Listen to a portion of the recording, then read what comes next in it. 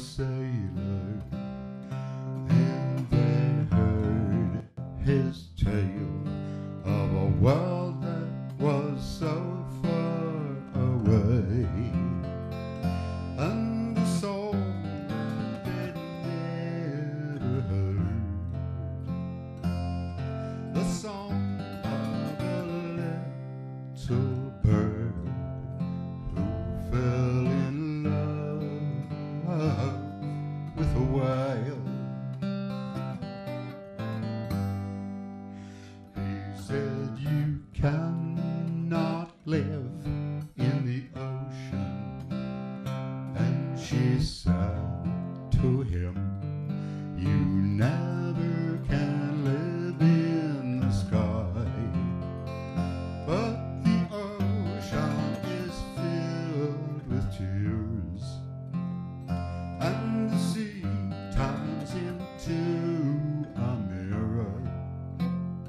There's a whale in the moon when it's clear, and a bird on the tide.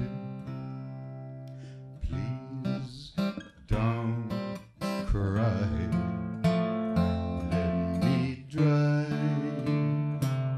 your eye, and tell me that you will wait for me. Hold me in your arms, I promise we never shall part. I'll never sail back to the time, but I'll always pretend you're mine. Though I know that we both must part, you can live in my heart.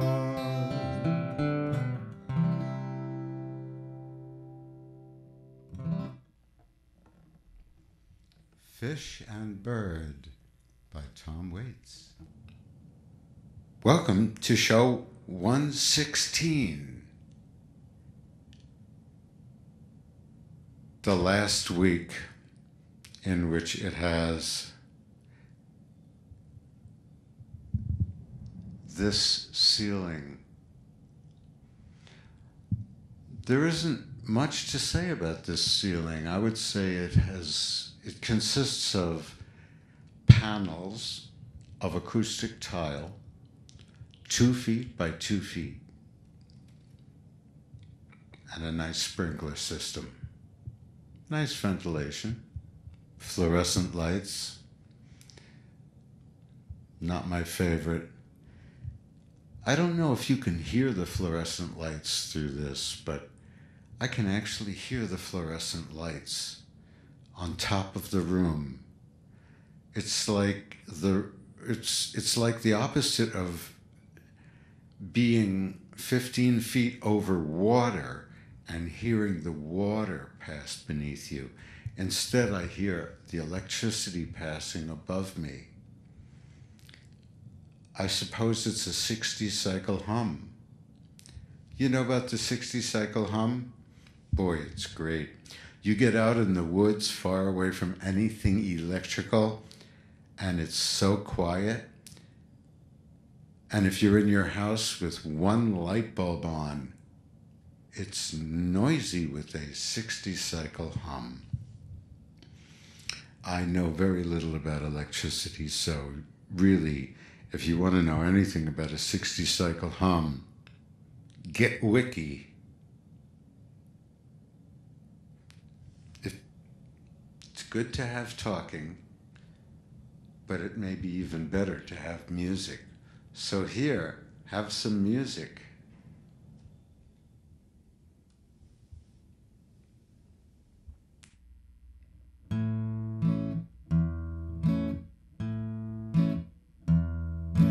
I just received your letter. You're down and out, you say. At first I thought I would tell you to travel on the other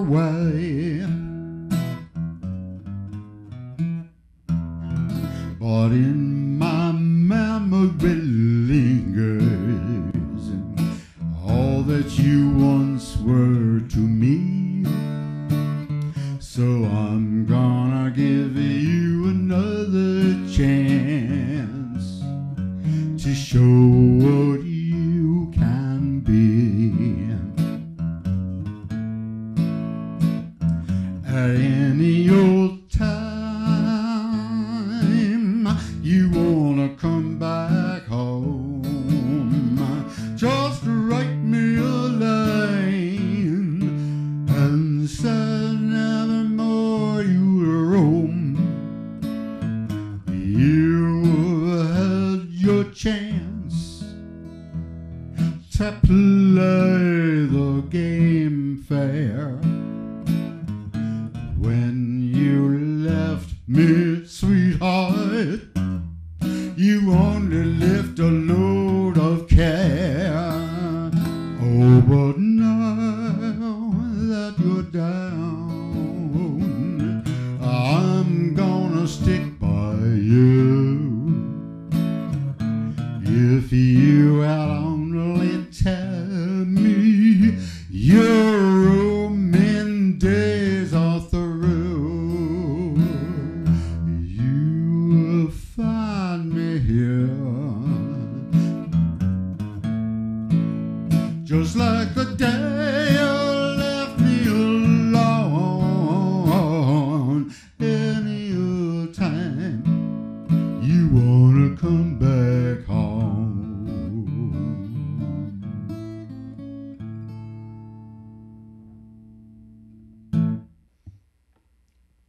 The great Jimmy Rodgers. And now, let's have some more music.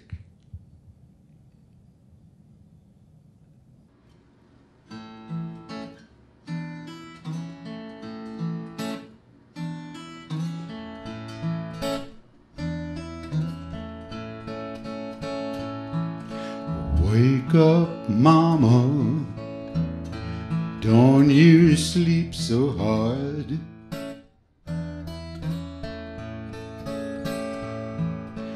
Wake up, mama, don't you sleep so hard.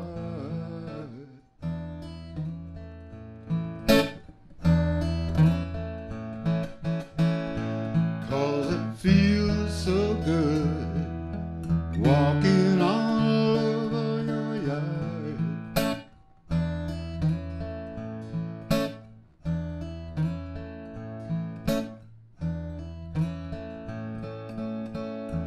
Well, I got these blues and I'm not satisfied.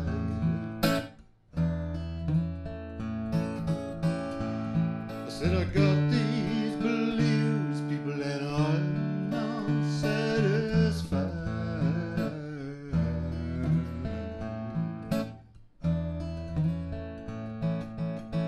And that's the reason why I lie awake and cry.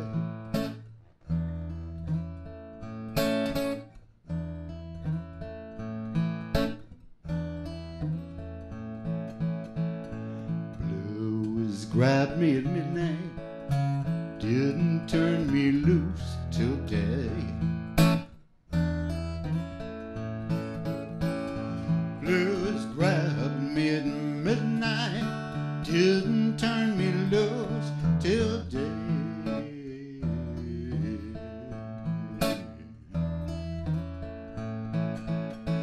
I didn't have no mama just to drive these blues away.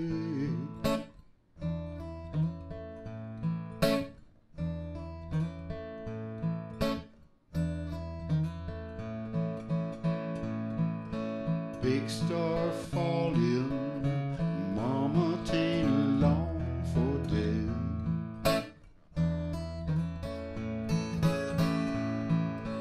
Big star falling, mama, tain't long for day.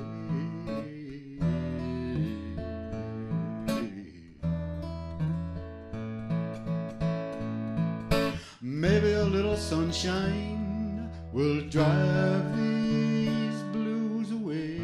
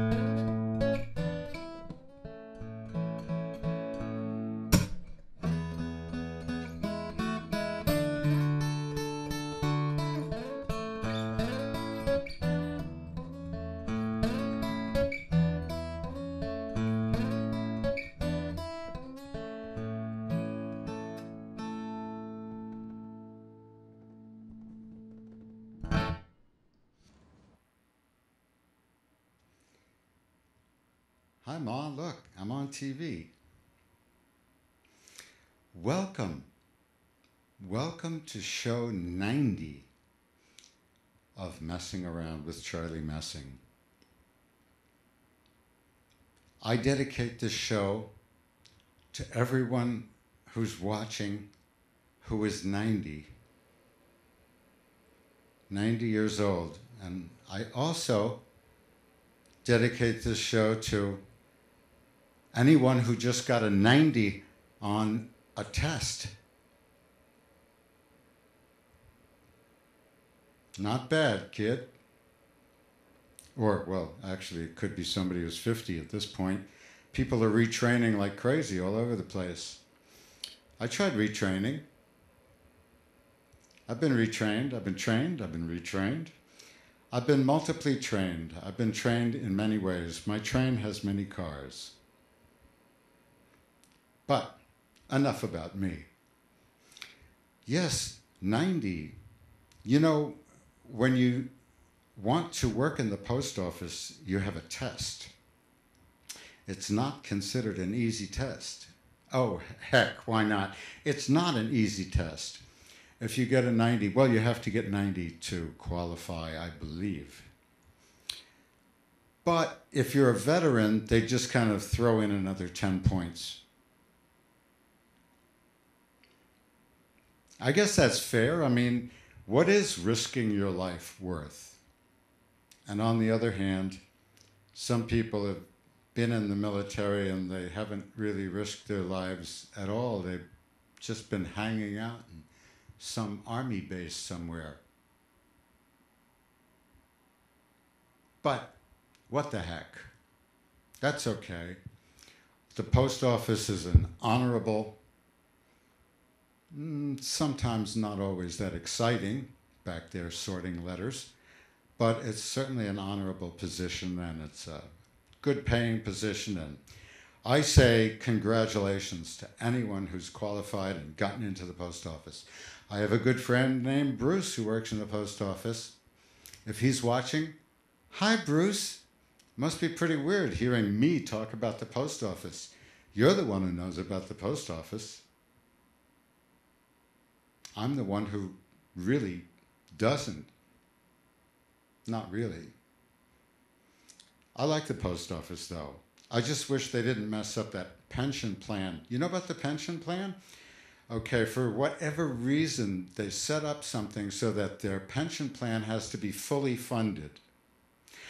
None of the other branches of government, none of the other departments have this. This arrangement is why the post office is going broke. Period. There's nothing wrong with the post office except that pension arrangement. Now you know. Okay.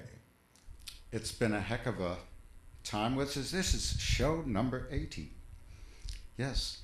And I have picked up a few new songs. However, one of the reasons that I redo songs is that because of the sheer volume of doing 80 shows with, somewhere between 4 and 7 songs in each, I have exhausted most of the songs that I know, or should I say, come to mind easily. So I resurrect songs that I haven't done in decades. Maybe I'll center myself. That I haven't done in decades, or songs that I have never done before. And I bring them to you fresh and hot, like a prototype. And it's not always the way it should be. Sometimes I really wish I hadn't recorded it yet. So I have another Leonard Cohen song waiting for you, another old rock and roll song waiting for you, several tunes, and I shan't do them today. I didn't try to work them out in 2 days because I've done that so much. Yes, you have seen some of those if you have been watching my show. It's me again. And, interestingly enough, I still weigh 10 pounds less than I did when I started this show a year ago. There was a point when I weighed 15 pounds less. I'm not sure. You see, I don't have a scale at home. I'm not that interested. I may be a fanatic. I may be driven. I may be a lunatic, but I'm not methodical about it. I'm not methodical enough. If I only had a method. Don't you love in the movies when they want to tell you somebody's crazy, you go to their place and they've written all over the walls? That's the only way they can communicate it. Either that or newspaper articles. If the guy is clipped 100 or 200 or 300 newspaper articles and he's put them on the walls of his bedroom, that is convincing proof that he's crazy. Very interesting. My other pet peeve, another pet peeve is the candles. Candles in movies. When people want to have mood lighting, they have candles. It symbolizes seduction. It symbolizes mystical references, and depending on the movie, it could symbolize the appearance of the devil is imminent. But they never have just a couple of candles.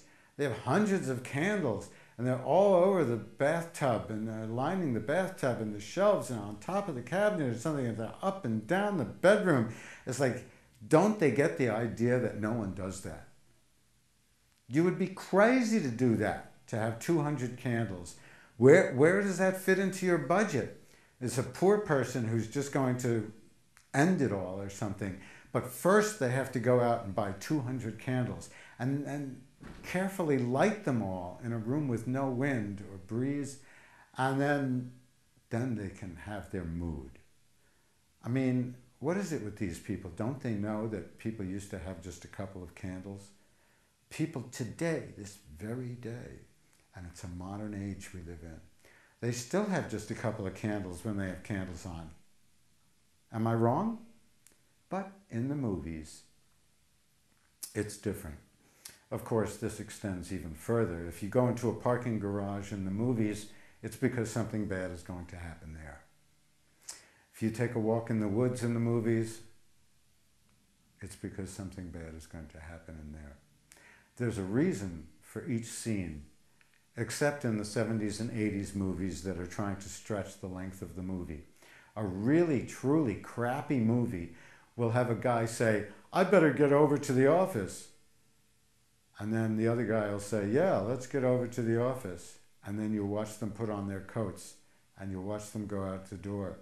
You may watch them wait for the elevator and go down in the elevator and go outside through the lobby and then over to their car where they will get in and then drive a little and then get out again and then go into the other building. You know by this that there isn't enough good footage to really make a movie out of this movie. It's pathetic.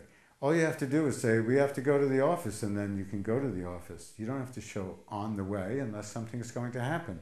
Am I right? And now here's another tune.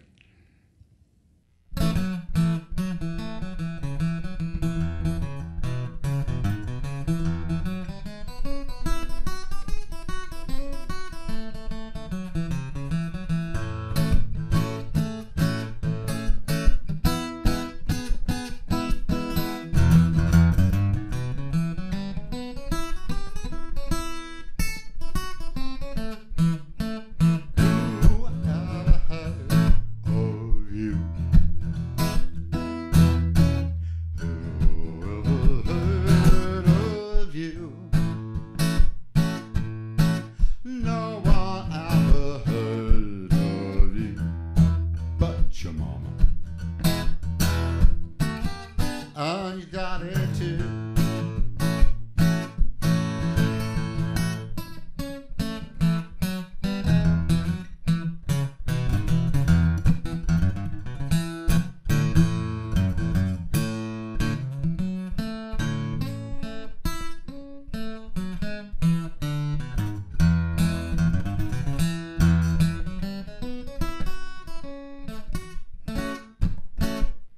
Did anybody ever wake you up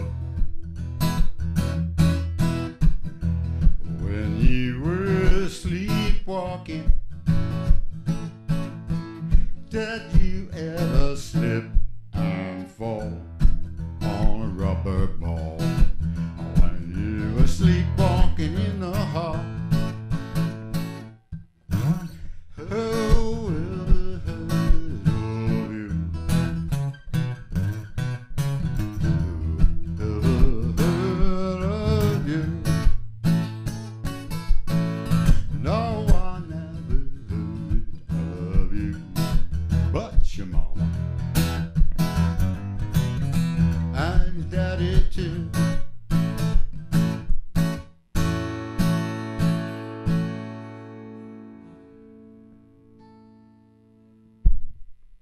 As I've said before, it's better to be sorry than to be safe. In some ways, not driving.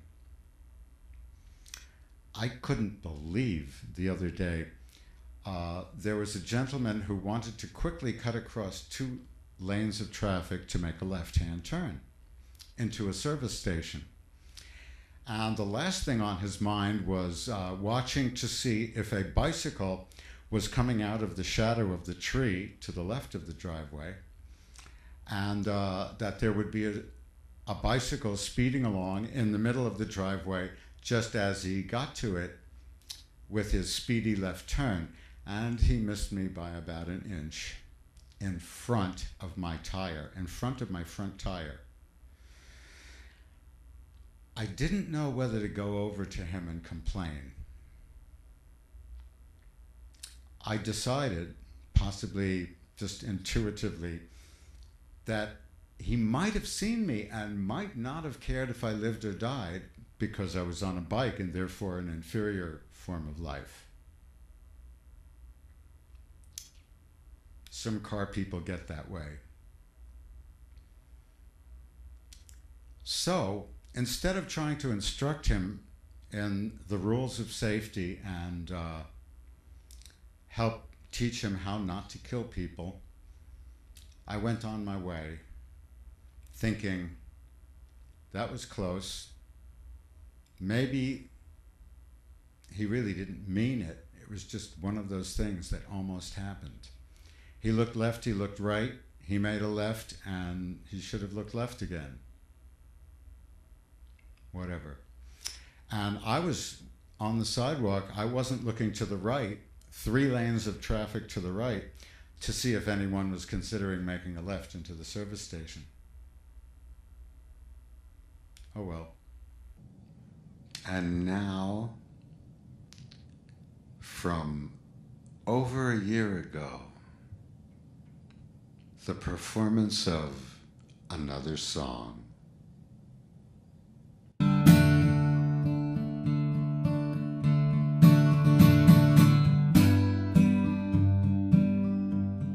She said, I'm sorry, baby, I'm leaving you tonight. I found somebody new, and he's waiting in the car outside. Oh, honey, how can you do it? We swore everlasting love. She said, yeah, well, I know, but when we did, there was one thing we weren't thinking of, and that's money. Money changes everything.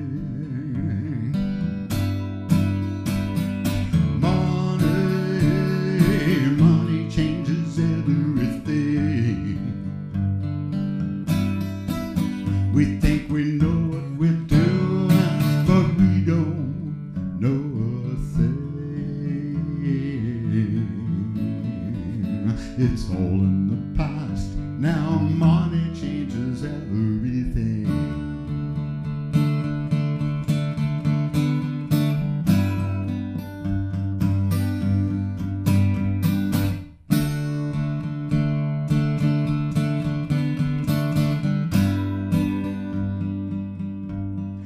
Well, they'll smile, shake your hand, buy you a drink. They'll say we're your friends, we'll stick with you till the end. Oh, but everyone is only looking out for themselves. And if you ask, who can you trust? I'll tell you it's no one else. Because money changes everything. Money changes everything. We think we know what we're doing, but we don't pull the strings. It's all in the past. Money changes everything.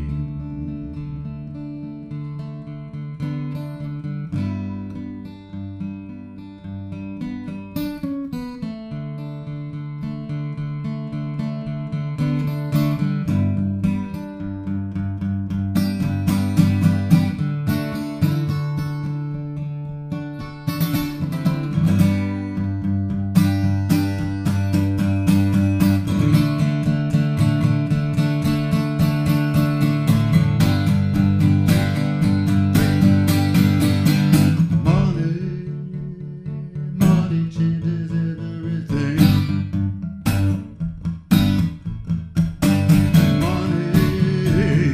Money changes everything. Think we know what we're doing, but we don't know a thing. It's all in the past. Now money changes everything. It's all in the past now. Money changes everything.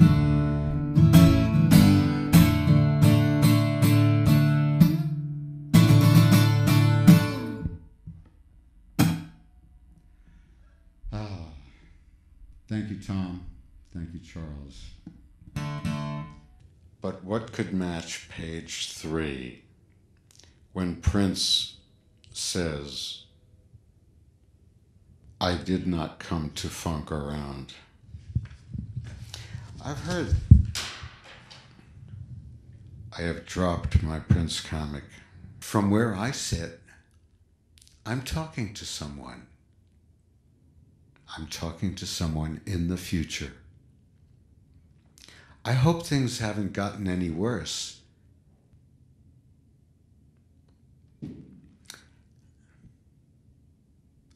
There's a thump